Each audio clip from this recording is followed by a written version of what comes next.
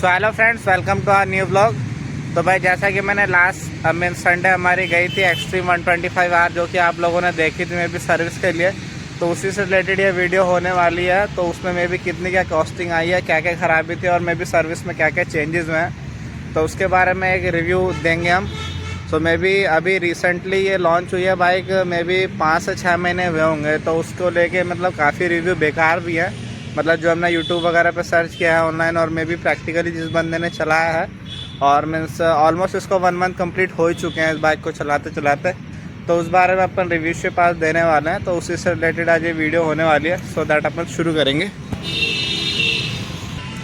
तो भाई ये है वो बाइक जिसकी मैं कह रहा था, मे भी लास्ट टाइम आप लोगों ने इसका मीन्स देखा होगा, रिव्यू हम लोगों ने बनाया था। तो लास्ट में भी फर्स्ट रिसेंटली परचेज़ की थी, तो उसी के बारे में था। तो ऑलमोस्ट इस बाइक को हमें चलाते चलाते 1 महीना करीब हो चुका है।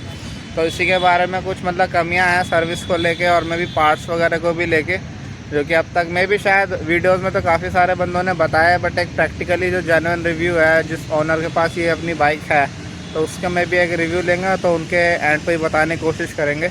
और एक यार इस हीरो की जो बाइक है एक्सट्रीम 125R, इसका यार मुझे एक बात ना बड़ी ख़राब लगती है। एक तो ये बाइक आई है नई मतलब ऑलमोस्ट हो चुके हैं 6 से 7 महीने, पर फिर भी अभी ना इसके स्पेयर पार्ट्स वगैरह जो भी अगर आप शोरूम में चले जाओ, एजेंसी में चले जाओ या बाहर की मार्केट में, तो वो अब भी अवेलेबल नहीं होते। जैसे मैं दिखाता हूँ, लास्ट वीडियो मैंने शायद आपको दिखाया हो, ये इसका यार एक लीवर है, क्लच लीवर, जो कि टूटा हुआ है, आप देख सकते हो। इसका भाई मैं पार्ट ढूंढता परेशान हो गया। मैं भी आफ्टर मार्केट भी चला गया, शोरूम पे मैं जाके आ चुका, 1 हफ़्ता मुझे ऑलमोस्ट हो चुका है, तो अब तक इसकी बाइक का कुछ अता पता नहीं है इसके लीवर का। मैं भी बाहर वालों से पूछो तो कहते हैं भाई अपन जुगाड़ कर देंगे। अपने को जुगाड़ तो चाहिए नहीं, मैं भी इसके लीवर में ना कुछ एक अलग सा हिसाब किताब है, वो मतलब होल या कुछ है कि, तो उस वजह से इसका स्पेयर अभी मिल नहीं रहा है। मैं भी ऑर्डर वगैरह में हम लोगों ने डाला हुआ है, तो और ऐसा और कुछ नहीं, बस यही है जो झमेला है इसका। 1-1.5 इंच टूटा है, बस उसी ने पूरा पंगा पाला हुआ है। तो हमारा जो एक्सट्रीम 125R हम संडे के दिन लेके गए थे अपना सर्विस कराने के लिए, जो हमारी फर्स्ट सर्विस थी, उसमें पहले तो हमारे साथ ये हुआ कि हमें बताया गया था कि बुकिंग डेली जो सर्विस की होती है, बहुत सारी गाड़ियाँ आती हैं, तो एक दिन पहले बुक करा देना। तो इसीलिए हमने जो कॉन्टैक्ट नंबर था सर्विस सेंटर का, उस पर सैटरडे को कॉल करके बुकिंग कराया, और उसने बोला कि ठीक है, संडे के दिन आप अगले दिन जा रहे हो तो आपका 7 नंबर है और आपका जल्दी नंबर आ जाएगा, आप उसे बता देना, मैंने पहले से बुक कर रखा है 1 दिन पहले से, ठीक है। तो हम जब गए वहाँ पे बुकिंग कराने के लिए, तो हमें फिर से लाइन में खड़ा कर दिया। तो हमने बताया कि भाई हमने तो ऑलरेडी बुकिंग करा रखी है आज के दिन के लिए, तो हमें भाई लाइन में क्यों लगा रहे हो, तुम नंबर इतने पीछे का क्यों दे रहे हो। तो वो कह रहे हैं वो तो खाली बुकिंग नंबर था, बट अब जो तुम्हारे इसका सर्विस का जो नंबर रहेगा ना, वो हम देंगे और वो हमारे एंट्री के हिसाब से होगा। तो पहले तो हमारे साथ ये हुआ, ठीक है। दूसरा हमारे साथ क्या हुआ, हमें कुछ अप्रोक्स अमाउंट बताया था कि नियर बाय इतने तक का, हमने सोचा था कि 500 से 600 का हमारा फर्स्ट सर्विस है, तो इतने का चार्ज आएगा। 125 सीसी है वैसे भी, 125 सीसी की बाइक है, तो इससे ज़्यादा आना भी नहीं चाहिए, ठीक है।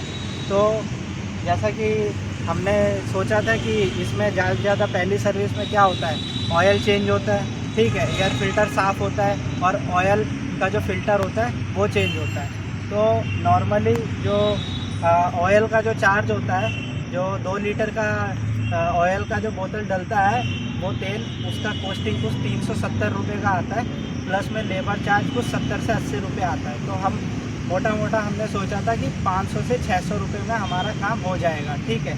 लेकिन जब सर्विस होगी, सर्विस होने के बाद वो कह रहा है कि आपका जो बिल आया है ना, वो 890 रुपये का आया है। हम देख के चौंक गए कि भाई 890 रुपये का बिल क्यों आया है। तो वो कह रहा है कि आपने जो सर्विस करानी थी हमने वो तो करी है, उसके साथ एक इथेनॉल ऑयल आता है इंजन स्मूथ चलने के लिए, वो मैंने डाला है, वही 350 रुपये का है। हमने कहा कि हमसे तो यार इसका तो कॉस्टिंग बताया नहीं था कि अलग से लगेगा, ठीक है।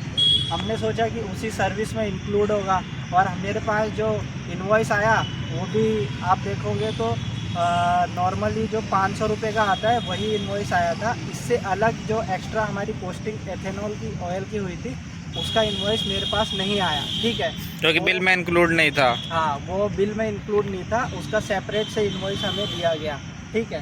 तो ये हमारे साथ दूसरा हुआ काम ख़राब। और ऊपर से हमें बताया गया था कि हम चले गए थे 9 बजे हम पहुंच गए थे। हमें बोला कि आपका नंबर है, आपका नंबर जल्दी आ जाएगा, मैं भी 1.5 घंटे में आपकी बाइक फ्री हो जाएगी। तो वहाँ पे जो सर्विस सेंटर में जो नोट डाउन और नंबर देने वाले जो बंदे थे ना, उस दिन एक ही बंदा अवेलेबल था, जबकि वहाँ पे 3 बंदे हैं जो वो काम कर रहे हैं, बट करने वाला एक ही बंदा था, ठीक है, जो हमारे गाड़ी को नंबर दे रहा है, पर्ची निकाल के दे रहा है। तो उस एक बंदे ने क्या किया, 1 घंटे तक तो हमें घुमाया।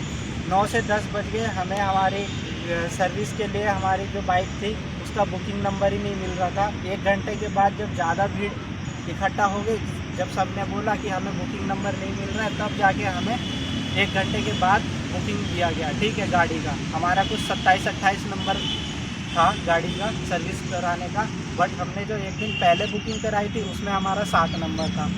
तो ठीक है, ये डिफरेंस आया। तो उस 1 घंटे की वजह से हुआ क्या, हमें गाड़ी जो मिली, हमें 12:30 बजे के करीब गाड़ी मिली, ठीक है। काम कुछ नहीं था, खाली तेल बदलना था, एक ऑयल डालना था, ठीक है, ग्रीसिंग वगैरह। तो फर्स्ट सर्विस थी बस। फर्स्ट सर्विस थी, तो इसमें ज़्यादा कुछ तो काम रहता नहीं है, ठीक है। जब सर्विस हो गई उसके बाद हमारी गाड़ी धुलने के बाद हमें मिलने के बाद हमने तो चला के देखी गाड़ी के इंजन में थोड़ा सा स्मूथनेस आ चुका है, ठीक है। एवरेज का अभी ऐसा है कि वो होने के बाद एवरेज अभी उतना ज़्यादा बेहतर तो नहीं है, बट हाँ, पहले के मुकाबले अभी थोड़ा सा फ़र्क दिख रहा है, ठीक है।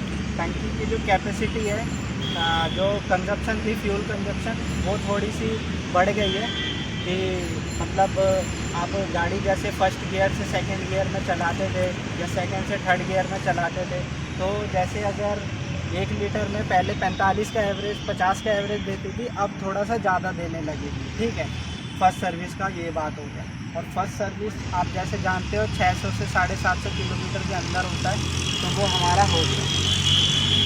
तो ये गाड़ी आप देख सकते हो, धुलने के बाद गाड़ी कुछ ऐसी है। अभी बारिश भी अब हो नहीं रही है पिछले 1 हफ्ते से, तो गाड़ी सही सलामत है हमारे एरिया में, वरना जगह जगह पर इतने कीचड़ हो जाता है, बारिश के साथ साथ गाड़ी नई नवेली लगती ही नहीं। तो ये था हमारा रिव्यू फर्स्ट सर्विस के बाद का, जिसमें हमारी पोस्टिंग पड़ी 890 रुपये की, ठीक है। और हमारा जो बुकिंग था वो सैटरडे हमने कराने के बाद भी संडे दोबारा हमें बुकिंग कराना पड़ा। तीसरा, हमारे को वेट करना पड़ा हमारी गाड़ी के सर्विसिंग का नंबर कब आएगा। और चौथा, हमारा जो सर्विस कोर्स था उससे अलग हमारे गाड़ी में अगर कुछ ऑयल डाल रहे हैं या कुछ लगा रहे हैं तो वो बताना ज़रूरी है। तो इन चारों चीज़ों का ध्यान देना अगले टाइम से, ठीक है। आपकी गाड़ी भी जब सर्विस जाए, चाहे वो नई हो चाहे पुरानी, हर एक चीज़ पहले ही पूछ लेना कि भाई अप्रोक्स कितने लगने वाला है, जिसके हिसाब से आप अपना बजटिंग करके चलें। तो यहीं तक रही हमारी वीडियो Xtreme 125R की फर्स्ट सर्विस के बाद का रिव्यू। अगर इसमें और कुछ आपके क्वेश्चंस हैं तो ज़रूर आप कमेंट सेक्शन में बताना, और वीडियो को लाइक, शेयर एंड सब्सक्राइब ज़रूर करना। Thank you. सो दैट भाइयों का अपना यही रिव्यू था। मैं भी एक शॉर्ट में भी लेने आए थे इसके रिव्यू को लेते हुए। मैं भी लास्ट इसकी फर्स्ट सर्विस थी, तो ऑलमोस्ट हम लोगों ने जितना आइडिया लगाया था उससे ज़्यादा एक बिल आया, जो कि एक एडिशनल अमाउंट था, एक पता नहीं कुछ कैन वगैरह डाल दी थी, तो उसी में इन्होंने 400 का अराउंड जो है बिल अलग से ऐड ऑन कर लिया था, जो वो कि इंक्लूड होना नहीं चाहिए था। एक तो वो तो बिना बताए उन्होंने ऑटो नीड्स वालों ने ये काम किया। भाई हीरो के शोरूम से ये उम्मीद नहीं थी, ऑटो नीड वालों के शोरूम से। मैं भी यार कस्टमर है, आपके पास आया, चला अपने पास तो अवेलेबल था कैश, अगर किसी बंदे के पास ना होता और काफ़ी दूर से आया होता फिर क्या होता। तो इन सब चीज़ों का यार मतलब कस्टमर सर्विस सेंटर वालों को भी ध्यान रखना चाहिए यार। जो काम हो रहा है, मैं भी कुछ आप उसमें एडिशनल ऐड ऑन करना चाहते हो तो भाई कस्टमर को सामने से बता दो, ताकि बिलिंग के टाइम पे, उनके काउंटर के टाइम पे, पेमेंट करते टाइम कोई दिक्कत ना हो। तो यही था एक जेन्युइन रिव्यू में भी ऑनरशिप के एंड पे। सो मिलते हैं अपने नेक्स्ट वीडियो में। टिल देन, तब तक के लिए बाय बाय।